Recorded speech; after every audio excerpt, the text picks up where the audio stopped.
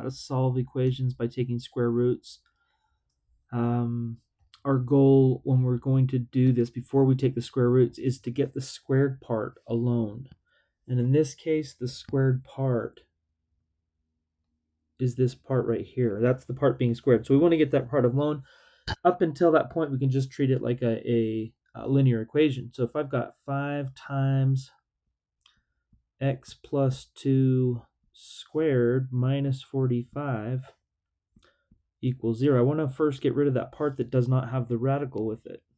Or the square root with the square with it. Sorry. So I'm going to add 45. Add 45 to both sides. I've got 5 times x plus 2 squared equals 45. And then I'm going to divide by 5 because right here this is 5 times this, and so I want to get rid of that 5.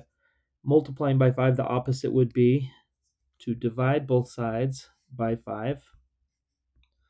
That cancels, and then I've got x plus 2, the quantity, x plus 2 quantity squared is equal to 45 divided by 5 is 9. So then I'm going to, and I like to leave some space here so that I've got some space to write in my plus or minus.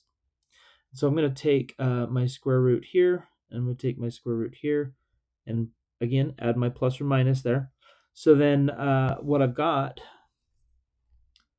is x plus 2 is equal to plus or minus 3, because the square root of 9 is 3. And then if I subtract 2 to get my x alone, I want to get that x alone. I subtract 2 and I subtract 2. Then that basically gives me my two solutions, but I just have to then kind of decide what does that look like. Well, I've got minus 2 plus 3 is equal to 1, or minus 2 minus 3 is equal to negative 5.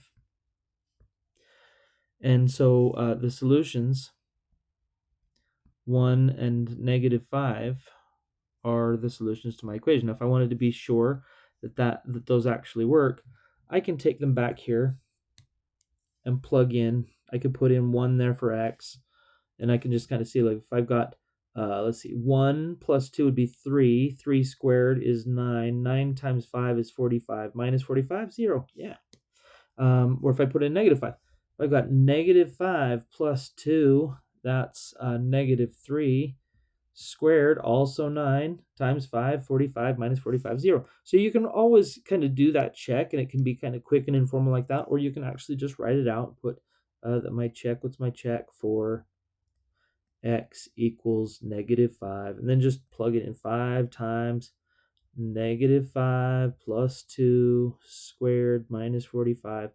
Is this equal to 0? And we've already gone through it, so we'd say yes, that would be equal to 0, and the two sides are equal.